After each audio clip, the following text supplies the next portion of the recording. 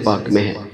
علامہ شیخ عبدالحق محدث دہلوی رحمۃ اللہ تعالی علیہ اپنی کتاب مدارج النبوت میں اس روایت کو نقل کرتے ہیں، امتی جب بھی اپنے آقا پر درود و سلام پڑھتا ہے تو اس نظریے، اس عقیدے اور اس یقین سے پڑھے کہ میرے آقا اس وقت گنبد خضراء میں رہتے ہوئے میرے درود و سلام کو سن بھی رہے ہیں، میرے آقا مجھے دیکھ بھی رہے ہیں، میرے آقا میرے نام کو بھی جانتے ہیں، مجھے بھی پہچانتے ہیں، میرے باپ کو بھی پہچانتے ہیں، اور کائنات کے کس زمین کے حصے سے میں نے حضور کی بارگاہ میں سلام پڑھا آقا اس جگہ کو بھی جانتے ہیں۔ پیارے آقا صلی اللہ تعالیٰ علیہ وسلم کہ ایک صحابی سیدنا خبیب رضی اللہ تعالیٰ عنہ ایک جنگ میں تشریف لے گئے، سپہ سالار تھے، تو کفار نے ان کو موقع پا کر گرفتار کر لیا۔ جب سپہ سالار گرفتار ہو جائے تو ظاہری بات ہے کہ بعد والوں کو بڑی پریشانی ہوتی ہے، تکالیف مصیبتیں اٹھانی پڑتی ہیں۔ کفار نے آپ کو گرفتار کیا اور اپنی اس جگہ سے جو انہوں نے حدود بنائی تھی اس سے دور لے گئے، آپ کو ایک درخت کے ساتھ باندھ دیا، انتظار کیا کہ ہمارا اپنا بڑا کمانڈر آئے گا تو وہ ان کا فیصلہ کرے گا کہ ان کے ساتھ کیا کرنا ہے، کیونکہ یہ مسلمانوں کے کمانڈر ہیں، لیڈر ہیں، تو اس کا لیڈر کا فیصلہ پہ لیڈر ہی کرے گا۔ خبیب رضی اللہ تعالیٰ عنہ کو انہوں نے درخت کے ساتھ باندھا، نہ کھانا دیا نہ پانی دیا، ایک ہی تمنا تھی ان کی، ایک ہی آرزو تھی، کہا نبی کا کلمہ چھوڑو۔ آپ نے فرمایا جان دے سکتا ہوں مگر ایمان نہیں دے سکتا۔ آج کی محفل کا یہ پیغام ہے، اللہ نے ہمیں جو ایمان دیا ہے اس پہ ڈٹ جائے۔ بدقسمتی سے ہمارا ایمان کمزور ہوتا جا رہا ہے، یہ میرا موضوع نہیں ہے، ورنہ اتنے دل خراش واقعات ہیں، مسلمان سوئے سنے تو آنکھوں سے آنسو جاری ہو جائے کہ آج کے مسلمان کا ایمان کتنا کمزور ہے۔ تھوڑے سی پیسوں کی لالچ دو تو ایمان بیچ دیتا ہے۔ اگر صحابہ کا ایمان دیکھے، فرمایا جان دوں گا مگر نبی کی محبت، نبی کا پیار تھوڑی دیر کے لیے بھی دل سے نکالو نہیں ہو سکتا۔ حالانکہ اسلام نے اجازت دی ہے کہ اگر آپ کی جان پر بن پڑے تو آپ حرام بھی کھا سکتے ہیں جان بچانے کے لیے۔ کسی نے آپ کی کن پٹی پر پستول رکھا، کہا کلمہ کا انکار کر ورنہ جان سے مار دوں گا، آپ کو یقین ہے کہ اگر میں انکار نہیں کرتا تو واقعی مجھے گولی مار دے گا،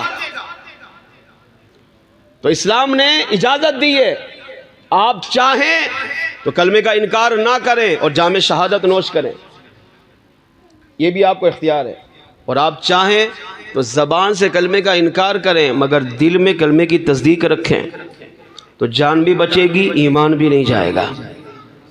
مگر صحابہ کا ایمان کیسا تھا؟ المختصر 3 دن گزر گئے، آپ کو درخت سے باندھ کے رکھا، نہ کھانا دیا نہ پانی دیا۔ اب 3 دن بندھے ہوئے تھے، اب سوچیں ان کی حالت کیا ہوگی، حلق میں کھانے کا لقمہ نہیں گیا، پانی کا گھونٹ نہیں گیا، مگر آپ کے زبان پر ایک ہی لفظ تھا، جان دے دوں گا۔ یہ جان نکالنا تو بہت آسان ہے، اگر میرے جسم کے ٹکڑے بھی کر دو تب بھی میں یہ گوارا کروں گا، لیکن مصطفیٰ جان رحمت صلی اللہ علیہ وسلم کے دین کو، حضور کی محبت کو، حضور کے پیار کو، حضور کے کلمے کو ایک لمحے کے لیے دل سے نکال دوں، یہ میں گوارا نہیں کر سکتا۔ المختصر 3 دن کے بعد کمانڈر آیا، سیدنا خبیب رضی اللہ تعالیٰ عنہ کو ان کے سامنے پیش کیا، اس نے کہا اسے قتل کر دو، اس کا سر اس کے دھڑ سے جدا کر دو۔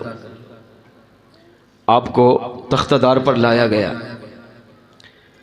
اور شہید کرنے سے پہلے پوچھا گیا اپنی آخری خواہش بتائے، پوچھا جاتا ہے نا ہمارے یہاں بھی آپ کو پھانسی ہونے والی ہے تو اپنی آخری خواہش بتائیے، تو آپ نے فرمایا اگر میں آخری خواہش بتاؤں تو کیا تم پوری کرو گے؟ انہوں نے کہا ہاں۔ اب سیدنا خبیب صحابی رسول ہیں، مدینے سے دور ہیں. اب آپ نے اپنی شہادت سے پہلے کیا آخری خواہش بیان کی؟ بڑی دل سے اور توجہ سے آپ سنیں گے. کفار نے کہا اپنی آخری خواہش بیان کرو، تو آپ نے فرمایا میری آخری خواہش یہ ہے کہ میرے ہاتھ پاؤں کھولو اور میرا رخ مدینے کی طرف کرو. میں اپنی شہادت سے پہلے 2 کام کرنا چاہتا ہوں. نمبر 1، 2 رکعت نماز ادا کر کے رب کا شکر ادا کروں گا. کس بات کا شکر؟ کہ اللہ نے زندگی اسلام پر دی، موت بھی ایمان پر دے رہا ہے. اللہ کرے یہی ہم سمجھ جائیں. ایمان دیا تو ایمان کو بچانا بھی ہے. اپنی زبان سے کفریات بک کر ایمان برباد نہیں کرنا، ایمان کو سنبھالنا بھی ذمہ داری ہے. اللہ نے مجھے ایمان دیا، فرمایا اس پر شکر ادا کروں گا کہ کریم رب نے جو ایمان دیا ہے اس کی سلامتی بھی عطا فرمائی ہے. پہلی خواہش.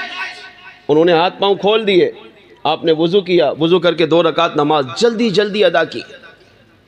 حالانکہ ہونا کیا چاہیے؟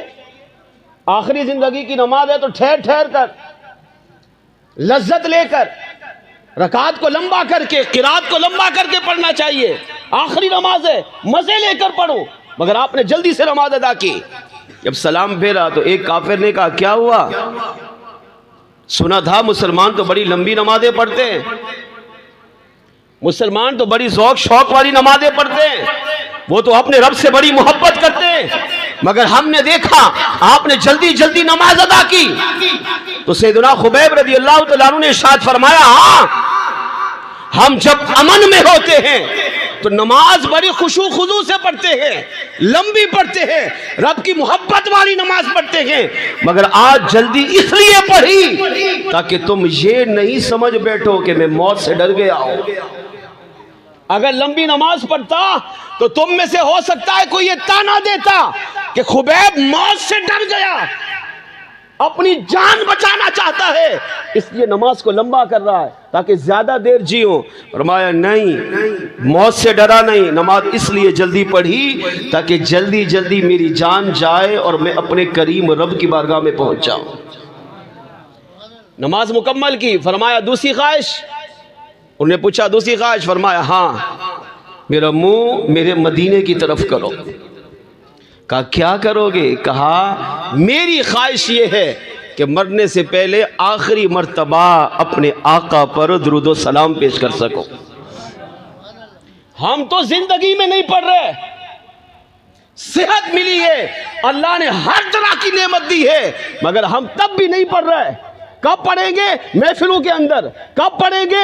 جمعے کے بعد. کب پڑھیں گے؟ عید کی نماز کے بعد. کب پڑھیں گے؟ محفل کے اجتماع کے آخر میں.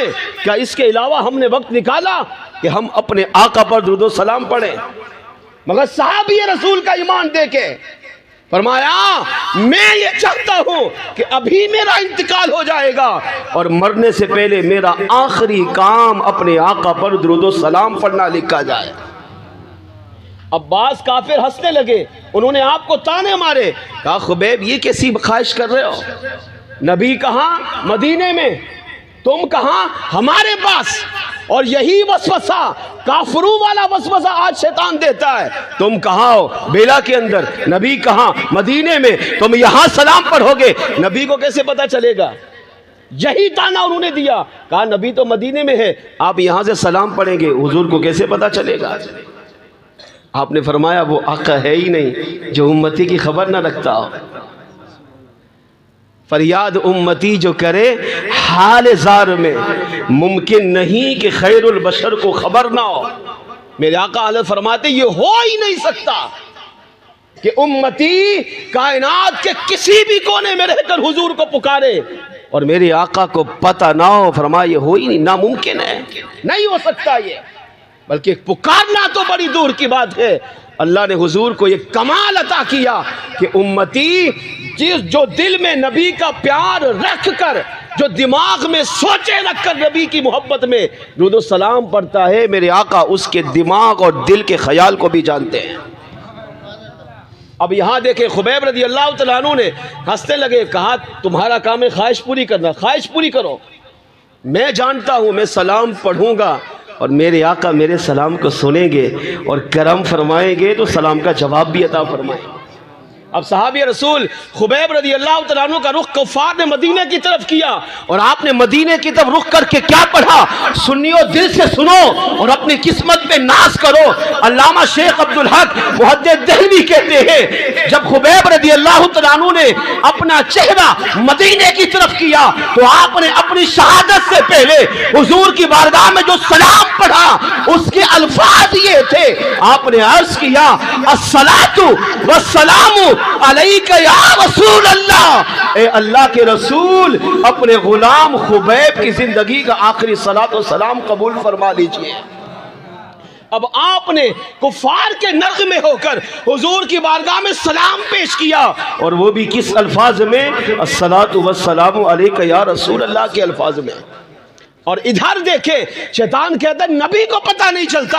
علامہ شیخ عبدالحق محدث دہلوی کہتے ہیں ادھر خبیب نے حضور کی بارگاہ میں سلام پیش کیا، میرے آقا مدینے میں تھے، مسجد نبوی میں تھے، سامنے صحابہ موجود تھے، میرے آقا علیہ السلام نے ان کے سلام کو سنا اور جواب دیتے ہوئے فرمایا وعلیک السلام یا خبیب، اے میرے صحابی خبیب تجھ پر مجھ نبی کا بھی سلام ہو۔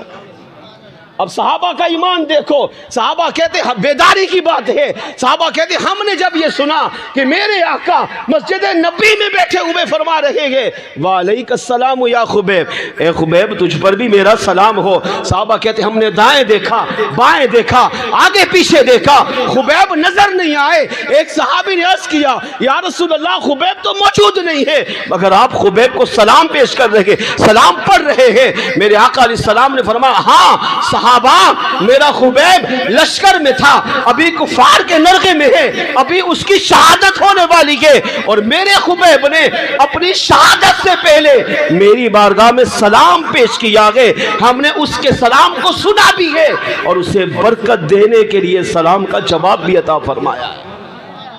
اس سے عقیدہ بالکل واضح ہو گیا کہ سنی مسلمان عاشق رسول ہو، اپنے دل میں نبی کی محبت سجا کر، نبی کا پیار سجا کر، نبی کا عشق سجا کر جب بھی حضور کی بارگاہ میں سلام پڑھتا ہے تو گنبد خضرا کے مکین اس کے سلام کو سنتے بھی ہیں، اسے جانتے بھی ہیں، پہچانتے بھی ہیں، اور کرم فرمائے تو اسے صلاۃ و سلام کا جواب بھی عطا فرماتے ہیں۔ لہٰذا اس